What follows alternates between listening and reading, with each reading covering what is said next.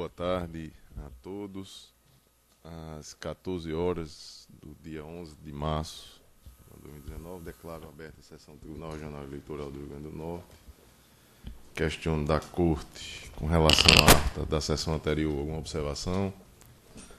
Não há. Aprovada. Expediente algum? Nenhum, senhor presidente. Obrigado. Comunicação, indicações e propostas.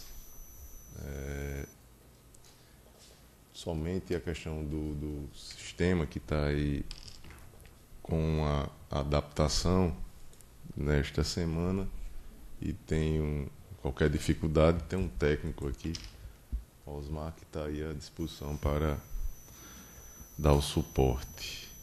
No mais, desembargador Cornélio, alguma comunicação, indicação e proposta? Não há. Doutor Glauber. Senhor presidente, boa tarde a todos. Eu agradeço os votos que me foram encaminhados por essa corte, à plena disposição de todos que fazem, magistrados, servidores e o Ministério Público Eleitoral, por ocasião do evento passado recentemente em minha família. Eu agradeço a todos. Doutor José Dantas. Sem nenhuma proposta, senhor presidente. Doutor Ricardo. Doutor Luiz Gustavo. Sem propostas de comunicação. Doutor Vladimir. Também, senhor presidente, sem comunicações nem requerimentos. Doutora Cibele. Presidente, eu gostaria só de registrar o êxito da palestra que houve ontem, parabenizar a diretora-geral, a doutora Simone, que realizou uma organização impecável, foi tudo de última hora, e o auditório do COJA estava absolutamente lotado, possibilitando, assim, o TRE, que os seus servidores pudessem refletir um pouco sobre a reforma da Previdência, a escolha sobre migrar ou não migrar de regime, e acho que isso tem que ser ressaltado e parabenizado. Iniciemos os julgamentos. E ele fica processando no próprio plano, nem o projeto está aberto. O primeiro deles é embargo de declaração na prestação de contas, número 601-131, dígito 67, ano 2018. O relator, doutor Ricardo Tinoco, embargante Eliabe Marques da Silva, advogado doutor Caio Vitor, aqui presente, e que tem a seguinte anotação aqui. Na sessão do dia 20 de fevereiro, após o voto do relator, que conhecia e negava provimento aos embargos, pediu vista dos autos o juiz Vladimir Capistrano. Os demais declararam aguardar o voto vista. Está em mesa, doutor Vladimir? Presidente, tá, apesar de eu estar com problema aqui no PJE e no IPleno. Vamos tentar. É a primeira sessão, então não está conseguindo abrir o voto. É normal. E o PJE também não está. Mas posso votar, senhor presidente, independente de ver os autos eletrônicos aqui.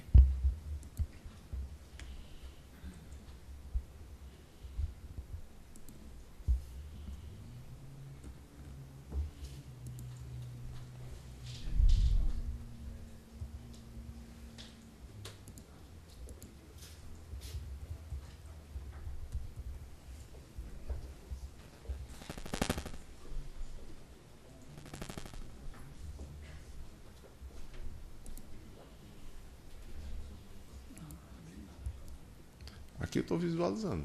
Aqui não. Eu acho que Glauber também não, né, Glauber? No plenário, sim. O meu está sem acesso nem ao IPleno, nem ao PJE. Ou melhor, eu acesso o IPleno, mas não consigo abrir os arquivos desse processo que é migrado. Mas eu posso votar, independente disso. Acho que podemos. Só um instantinho, então, para a gente tentar.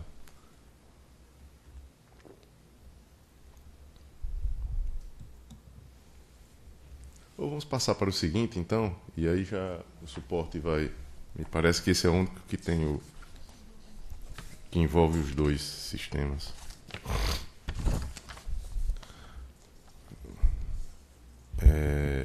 O seguinte é o prestação de contas número 61, dígito 06, o ano é 2014.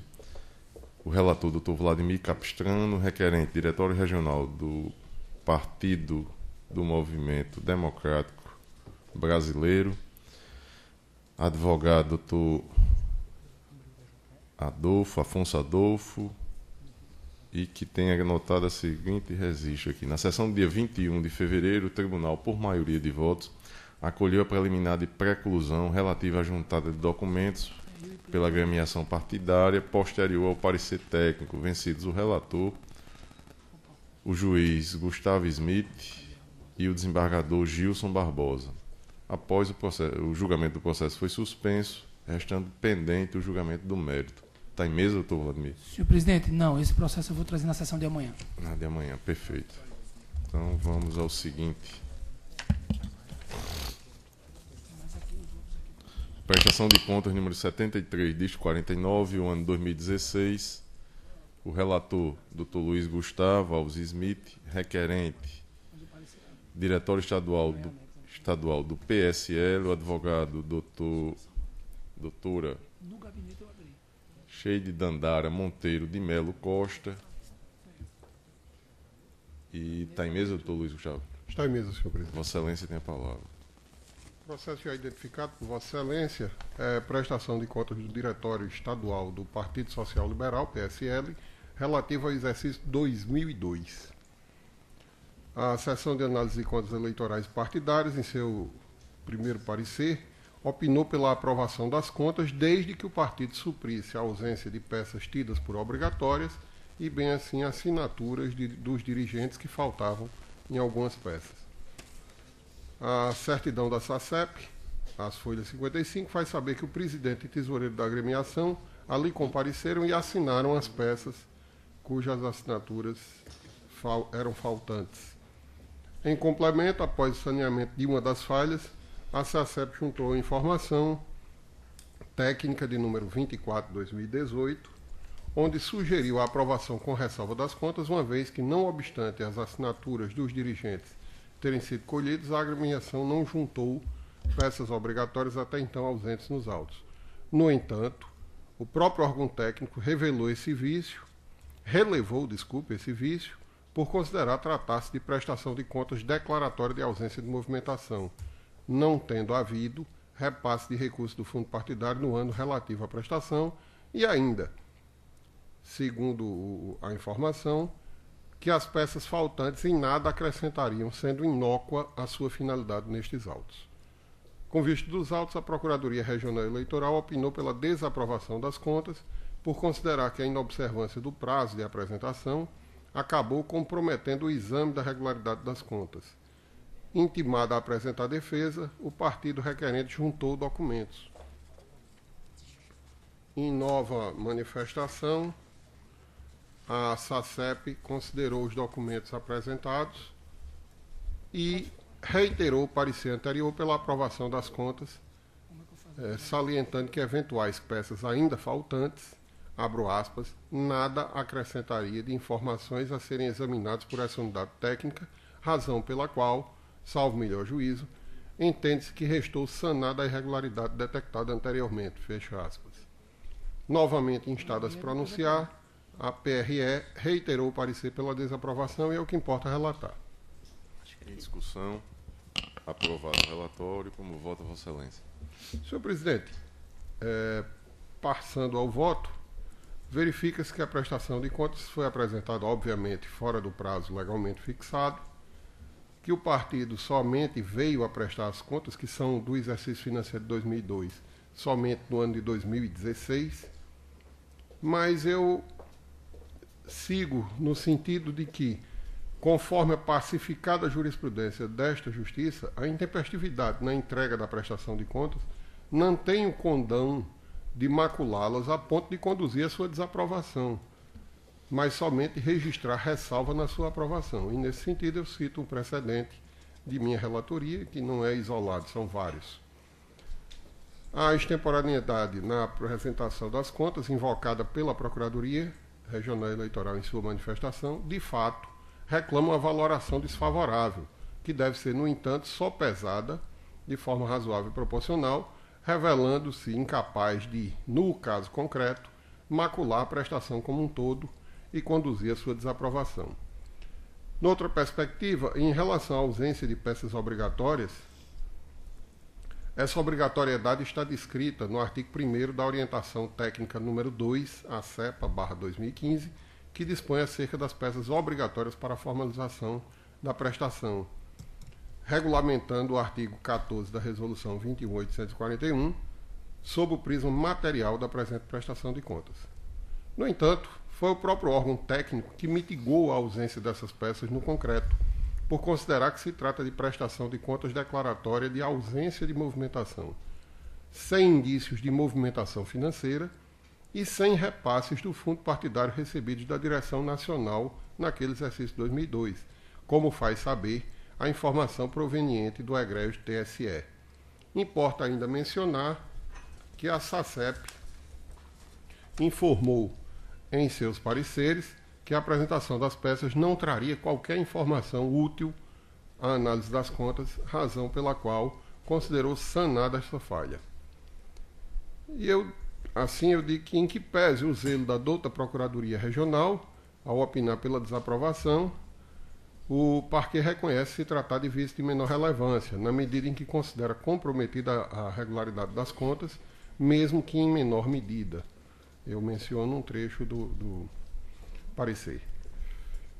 Ademais, entendo que o órgão técnico, por sua própria natureza, tem expertise de analisar a documentação e considerá-la útil ou não à prestação de contas.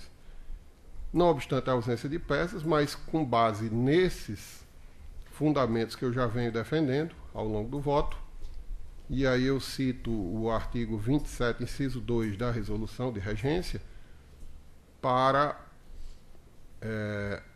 encaminhar o meu voto no sentido da aprovação das contas com ressalva, diante da falta de peças obrigatórias, mas que, a meu ver, por todas as razões aqui já dissecadas e invocadas, não conduzem à desaprovação como um todo. Não maculam, até porque devidamente detectado pelo próprio órgão técnico dessa Justiça Especializada que não houve movimentação financeira, não há indício de movimentação financeira e não houve repasse.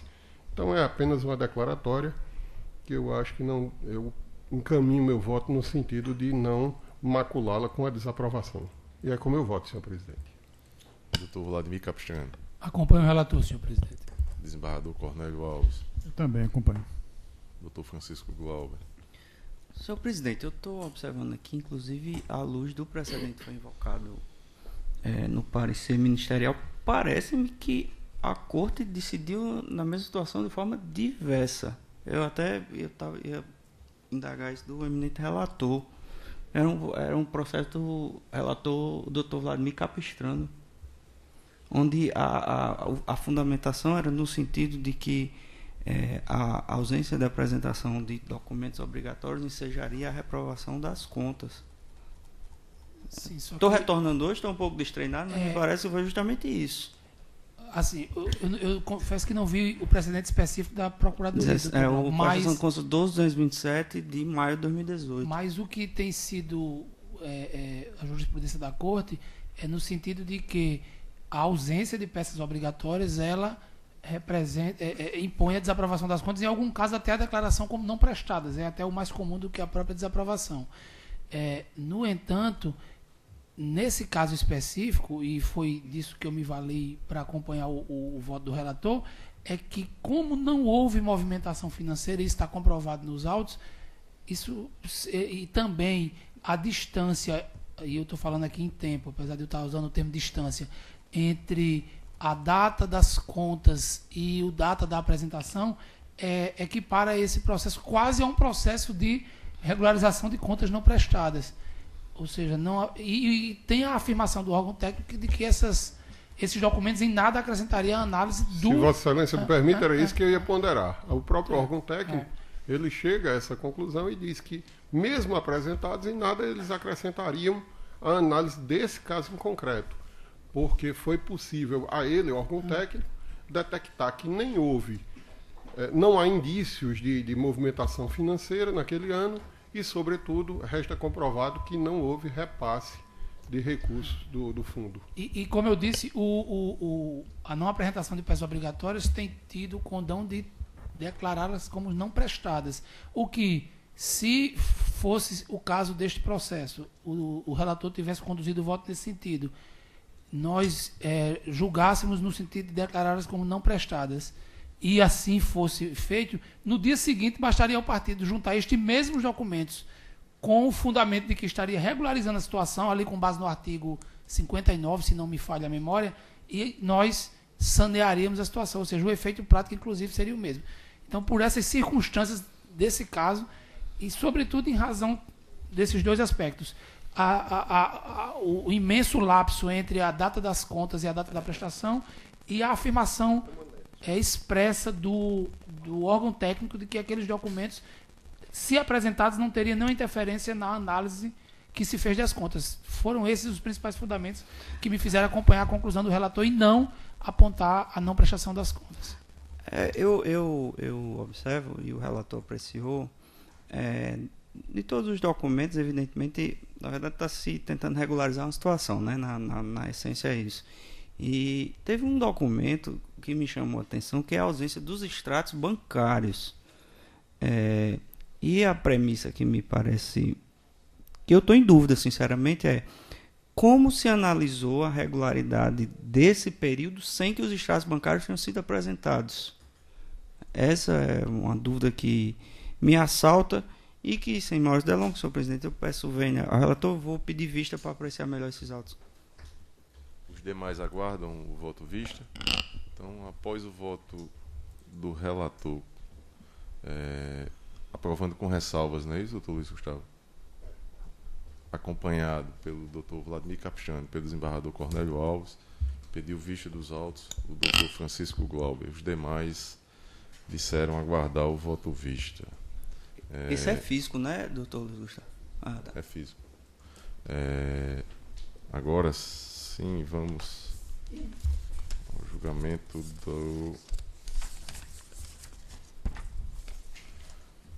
dos embargos de declaração na prestação de contas número 601, 131, dígito 67, em que é relator o Dr. Ricardo Tinoco, embargante Eliabe Marcos da Silva, advogado Dr. Caio Vitor, e que está com vistas ao Dr. Vladimir Capistrano. Isso, senhor presidente. Vossa Excelência tem a palavra. Senhor presidente, esse processo foi trazido a julgamento na sessão, se não me engano, doutor Ricardo, dia 20 de fevereiro, não é isso? E logo após o voto do doutor Ricardo, eu adiantei que iria pedir vista para poder votar e, inclusive, os que me antecederiam no voto preferiram aguardar. O que motivou o meu pedido de vista foi a análise feita no voto do Dr. Ricardo acerca dessa preclusão para a juntada dos documentos. Só rememorando para Vossas Excelências, trata-se de uma prestação de contas de candidato não eleito, mas qualificado como suplente da coligação, e que foi julgada no dia 17 de dezembro de 2018. Houve a juntada por parte do candidato, a juntada de documentos, no domingo, dia 16 de dezembro de 2018. E no voto do doutor Ricardo, ele tece, isso inclusive é a maior parte do fundamento do seu voto, ele tece considerações acerca da inoportunidade dessa juntada, porquanto posterior a todos os momentos processuais que o candidato teria para juntá-los. E o fundamento dos embargos de declaração, da petição de embargos de declaração, é o de que aqueles documentos não foram valorados pela Corte no momento do julgamento, e que, se o tivesse feito, teria levado à aprovação e não à desaprovação. É esse o mote do julgamento e no momento no qual eu pedi vista. O meu pedido de vista se devia primordialmente à necessidade que eu senti de assistir à sessão de julgamento, a sessão do dia 17 de dezembro, em que esse processo foi julgado. Naquele momento, entre os dias ali 10 e 17 de dezembro, nós julgamos muitos processos de prestação de contas, então a memória estava emboloada, não dava para ter noção exata, e eu queria assistir para poder formar o meu convencimento. E, de fato, assistir a sessão de julgamento, que inclusive está nos autos. Os autos são eletrônicos e os vídeos da sessão de julgamento estão nos autos. E aí, nesse ponto, que me leva a divergir do doutor Ricardo no fundamento, mas não no resultado. Certo, doutor Ricardo? Por quê? Pelo que eu vi da sessão de julgamento, essa temática da preclusão da juntada daquela documentação que foi apresentada pelo candidato no dia 16 de dezembro, ela foi exaustivamente debatida na sessão de julgamento. Se não me falha a memória novamente, o julgamento deste processo ele durou quase 50 minutos. Desses quase 50 minutos, mais de 30 foi o debate sobre essa matéria preliminar. A preclusão ou não da juntada daqueles documentos pelo candidato no dia 16 de dezembro de 2018. E após intenso debate, inclusive por ocasião da análise dessa preliminar arguída pelo Ministério Público, também se arguiu uma preliminar acerca da aplicabilidade ou não do artigo 10 do Código de Processo Civil na hipótese de manter a juntada dos documentos, e também uma preliminar levantada pelo candidato sobre a necessidade de reabertura de prazo para falar acerca do parecer definitivo da Comissão de Contas. Tudo isso foi resolvido naquela sentada do dia 17 de dezembro. Ou seja, a temática acerca da preclusão ou não da juntada desses documentos, da oportunidade ou não da juntada desses documentos pelo candidato, foi exaustivamente debatida e resolvida na sessão do dia 17 de dezembro. E quanto a essa temática, preclusão para a juntada dos documentos, não houve resignação em sede de embargo de declaração por parte do Ministério Público. Então, na minha ótica, a Corte não pode agora, no julgamento dos embargos, dizer se era cabível ou não a juntada dos documentos que foi feita pelo candidato no dia 16 de dezembro. Por quê? Porque essa matéria já foi resolvida pela Corte no julgamento do dia 17 de dezembro e, inclusive, naquela oportunidade só ficou vencido o doutor José Dantas de Paiva porque não admitia a juntada. Os outros 5 integrantes daquela composição admitiram a juntada e a admissão da juntada não está sendo debatida nos embargos. Então, por essa razão, eu tenho essa divergência de fundamento com o doutor Ricardo, porque no meu entendimento, não é mais, nesse momento processual, neste processo, possível voltar ao debate sobre a oportunidade ou não daquela juntada. Isto foi resolvido. No entanto, e aí, avançando na matéria dos embargos, que é a valoração ou não dos documentos que foram juntados no dia 16 de dezembro, e eu também tirei essa conclusão a partir da leitura, da assistência que fiz do vídeo da sessão. Ao contrário do que afirma o embargante na sua petição de embargos, os documentos sim foram valorados quando do julgamento do dia 17 de dezembro. Inclusive, esse julgamento, eu mesmo tive divergência em relação ao relator. O relator era o doutor André, exatamente. Eu tive divergência em relação ao doutor André. Alguns pontos que ele apontava como irregulares, eu, justamente com base nos documentos que tinham sido juntados no dia 16, apontava como regular, inclusive no aspecto do valor a ser devolvido ao Tesouro Nacional em razão de irregularidade na contratação do Facebook. Houve divergência, o doutor André apontava um valor e eu, no meu voto, apontava outro, e isso com fundamento nos documentos que foram juntados no dia 16 de dezembro. Ou seja, os documentos foram sim valorados pela Corte quando do julgamento realizado no dia 17 de dezembro. Apenas não foram no sentido que o embargante pretende. Ou seja, quando a Corte analisou a documentação constante dos autos, inclusive aquela juntada no dia 16 de dezembro, a Corte entendeu pela desaprovação das contas, ao contrário do que pretendia o requerente, ora embargante. Então, com esses fundamentos, senhor presidente e colegas da Corte, eu conheço dos embargos, mas nego o provimento aos embargos porque, na minha leitura, no meu entendimento, não há omissão da Corte e não há contradição da Corte. Não há omissão em alguns pontos que o embargante aponta, nem há contradição no que toca a matéria relativa à contratação do Facebook. Porque tudo foi resolvido com fundamento nos documentos que constavam dos autos, inclusive aqueles juntados no dia 16 de dezembro. Mas deixo de fazer qualquer referência no meu voto à oportunidade ou não da juntada daqueles documentos, porque, na minha concepção, isso já foi resolvido pela Corte e não pode ser rediscutido nos embargos, já que não foi trazido como matéria de embargos. Então, no resultado, eu conheço dos embargos e a ele nego o provimento, senhor presidente. Desembargador Cornélio Alves. Eu Só um instantinho. posso fazer um esclarecimento de fato, Sua Excelência? Exclusivamente em Não relação a cabe fato. sustentação oral. em Não, não é embargo, sustentação, não. É um esclarecimento de fato. Mas os fatos já são de conhecimento dos julgadores, doutor Caio.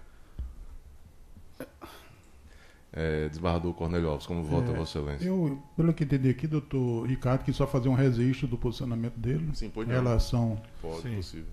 Pois não? Pode ser. ao assunto, à questão, não é isso, doutor? Exato. Eu que entendi. Mas o resultado está negando, entendendo que não é omissão, contradição, né, nos embargos, por isso eles não devem ter provimento, está negando provimento.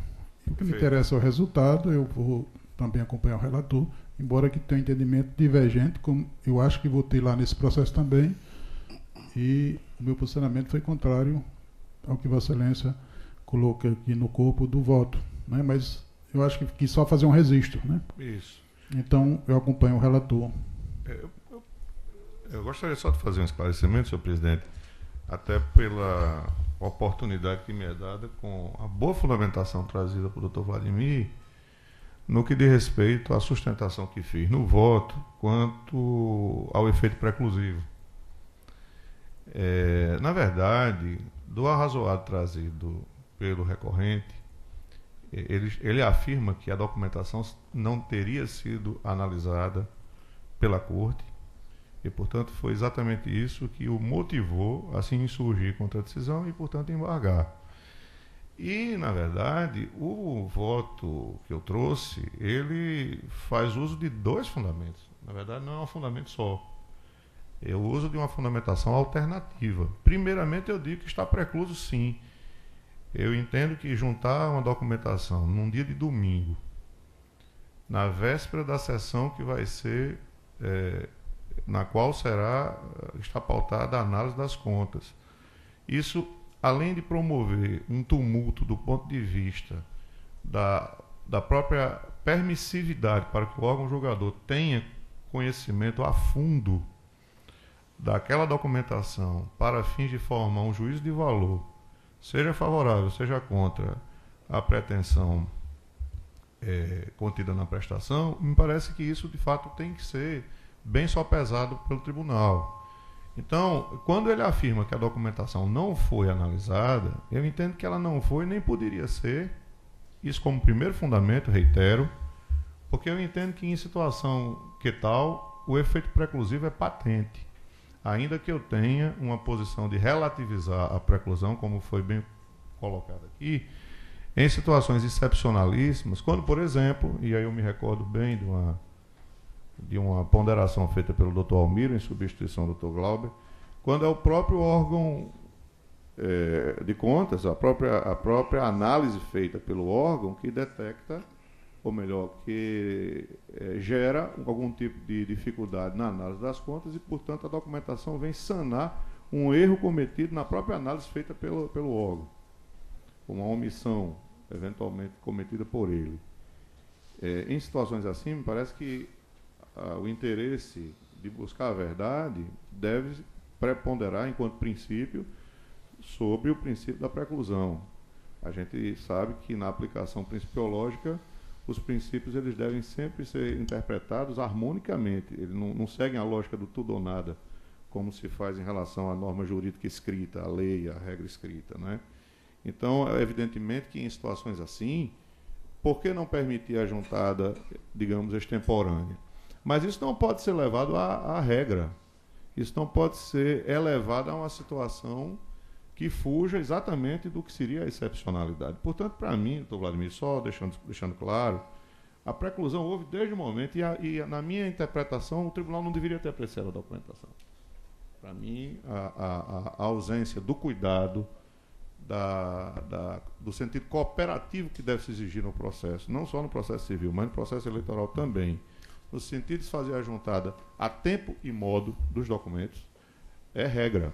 E como regra deve ser seguida. Até porque, se nós formos relativizar dessa forma essas regras, nós estaremos aí criando uma situação de discricionariedade judicial que é por todos atualmente combatida.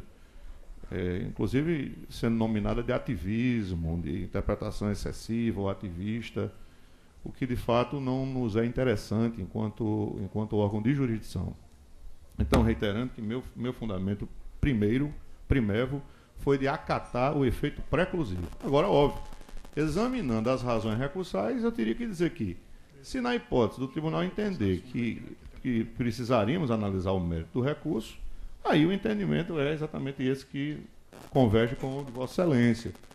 Quando se sabe que na sessão os documentos foram apreciados, houve também, de minha parte, o cuidado de analisar o vídeo da sessão, viu-se, e Vossa Excelência disse bem, acho que por volta de 50 minutos, que o debate se deu em torno deles, e aí, já que o tribunal apreciou, reitero, de minha parte, não acho que seja essa a postura tecnicamente adequada, mas se o fez, os embargos não devem ser acatados exatamente porque houve apreciação do conteúdo dos documentos. Então, eu pedi a palavra para o presidente simplesmente para justificar, para não haver a impressão de que eu teria utilizado um fundamento único. Ainda que eu não tenha utilizado a técnica da segmentação, do fracionamento do voto, para falar primeiro em tópico da preclusão e em sequência do mérito dos embargos, mas se vê que, da forma como foi pontuada a matéria, a decisão, o voto, quero dizer, as duas análises são feitas em parágrafos distintos, exatamente para que se perceba que a linha central do meu voto era de acatar a preclusão. Era só com esse propósito que eu pedi a palavra. Obrigado. Obrigado, doutor Ricardo. E faço uma correção na ordem de votação. A rigor, o voto seguinte é o de doutor Luiz Gustavo. Não, Vossa Excelência estava com a palavra. Eu que já antecipei aqui o voto do desembargador Cornélio Alves. Doutor Luiz Gustavo, Vossa Excelência tem a palavra. Senhor presidente, eu acompanho o relator nas suas conclusões. Realmente conheço, mas não acolho os embargos. Quanto à questão da preclusão, há um fato aqui no voto do doutor Ricardo, que ele menciona a proximidade e a quantidade de juntadas. E isso realmente a mim me parece uma coisa um tanto desnecessária, e nesse ponto eu até concordo com o doutor Ricardo, neste caso em específico, porque pelo que se depreende do voto do eminente relator, do doutor Ricardo, houve juntadas sucessivas no próprio final de semana que antecedeu a sessão de julgamento, né? Então, mas, em suma, como muito bem disse o desembargador Cornélio, em suma, o que nós estamos a julgar são os embargos, e com relação aos embargos, ao mérito dos embargos em si, eu encaminho o meu voto pelo conhecimento, o que até aqui vem sendo a mesma linha perfilhada, inclusive pelo Dr. Vladimir, com a ressalva do entendimento dele da questão da preclusão como não suscitada. É exatamente essa minha preocupação, senhor presidente, porque como esses embargos terão uma ementa, e para que na ementa, por isso, doutor Ricardo, eu fiz questão de não venha se rediscutir o aspecto da preclusão, porque ele não isso já foi motivo da assentada dos anterior. Embargos, né? É justamente isso que é a minha preocupação. A preclusão não é matéria dos embargos. A matéria da preclusão ela foi exaustivamente debatida por ocasião de julgamento e, por maioria, fixou-se, neste caso aqui, no caso de julgamento, no caso concreto, a possibilidade da admissão da juntada do dia 16 de dezembro. Vencido o doutor José Dantas de Paiva. Foi o único vencido. Foi o único vencido. Inclusive, o doutor... eu fui vencido nessa matéria. Não, doutor Glauber, eu olhei o vídeo. Nesse, eu tô que abriu a corda no processo. Mas no vídeo, Vossa Excelência... Mas aqui o acordo está constando. Eu fiquei vencido. Eu e o doutor Zé. Mas no vídeo não é essa... Então o acordo está dissonante porque Vossa Excelência é até vencido noutra matéria preliminar. Não, a preclusão suscitada, eu sei, porque essa discussão nós discutimos em outro processo longamente. E está aqui constando, eu lembro bem disso. Bem, no vídeo, infelizmente, não está retratado isso. No vídeo, Vossa Excelência fica vencido noutra matéria preliminar, na matéria relativa ao artigo 10. Nos das duas. Então, tudo bem, Vossa Excelência ficou vencido. Mas o que eu quero dizer é que essa matéria, superada no julgamento da prestação de contas não está sendo objeto dos embargos. E, no entanto, nós estamos discutindo aqui e ela possivelmente irá compor o acórdão de julgamento, quando, na verdade, ela não deveria estar sendo debatida. Foi essa a minha preocupação, doutor Ricardo. Mas, se você me permite, não, claro. mas só para tranquilizar a Vossa Excelência, pelo que eu estou entendendo, a Corte está se posicionando no sentido de negar provimento aos embargos pelo segundo fundamento que eu adotei. E, portanto, a emenda não poderá fazer referência ao primeiro, já que não é essa a motivação que está conduzindo os votos. Mas, por exemplo, aí Né? o doutor Gustavo Smith já afirma no voto dele. Eu, inclusive, concordo que, neste caso, em razão da terceira juntada, a última no dia 16... Não, veja bem... a circunstância do julgamento acaba parecendo que nós estamos deliberando sobre isso. Pois não. Doutor Ricardo, doutor Vladimir, me parece essa matéria, ela não está... esse julgamento não vai servir balizamento para... Aí vai voltar aqui à tona, né? Vai. Até contas, porque né? já foi dito aqui para o doutor Ricardo, concordo, que o caso a caso é quem vai definir a posição do julgador, à exceção do doutor Francisco Glauber e do doutor Zé Dantas, que já tem uma posição mais rígida no sentido de não admitir hipótese alguma. Me parece ser esse o entendimento de ambos. Não é isso, doutor Zé Dantas? Então, esse julgamento ele não vai acalmar, podemos dizer assim, pacificar a matéria, não. Doutor Francisco Glauber, como vota Vossa Excelência? Senhor presidente, eu fiquei vencido nessas duas matérias. Houve uma discussão muito mais ampla em outro processo, era o processo da governadora, onde essa discussão aconteceu de uma forma muito mais intensa. A ironia de tudo é que a parte alega omissão da Corte em apreciar os documentos que ela juntou na véspera de julgamento. Ou seja, para mim já me parece uma incongruência, porque se reclama da ausência de fundamentação quando se juntou o documento na iminência do julgamento. Mas, afastado dessa premissa, eu verifico que, preliminarmente, a Corte admitiu a discussão do julgado, isso está muito claro para mim, isso consta no acordo, e uma vez admitida a juntada dos documentos, essa matéria, de fato, não cabe ser reavaliada. Porém, e me parece que isso já foi bem discutido, fora disso, os embargos estão querendo revalorar a apreciação jurídica feita no acordo embargado, e isso não é cabível, a meu ver. De forma que, com esses fundamentos, eu acompanho o voto do relator. Doutor José Dantas de Paiva. Da mesma forma, senhor presidente, acompanho o voto do relator. Então, o processo julgado à unanimidade nos termos do voto do relator. Nenhum outro processo em mesa apto a julgamento? A gente tem que votar nesse do PJE no pleno, vota no PJE mesmo. Como é que vota?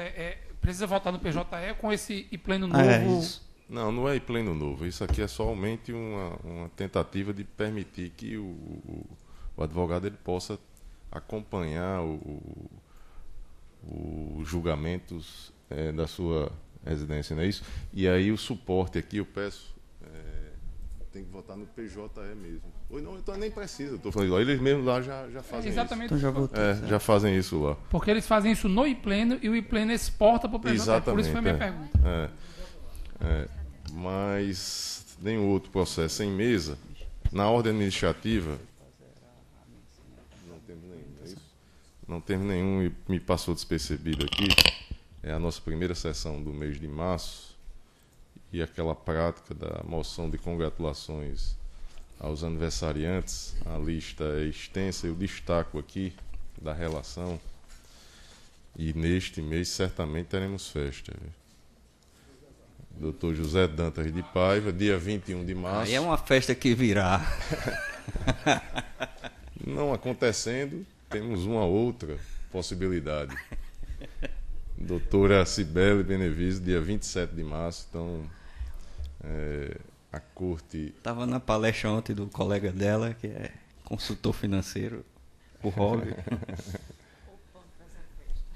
Poupe aí para que a gente possa ser convidado, né? Então vamos de penetra. Mas todos aprovam a moção de congratulações. Então, aprovada. Não há nenhum outro processo na ordem administrativa. Eu declaro às 14h40 encerrada a presente sessão.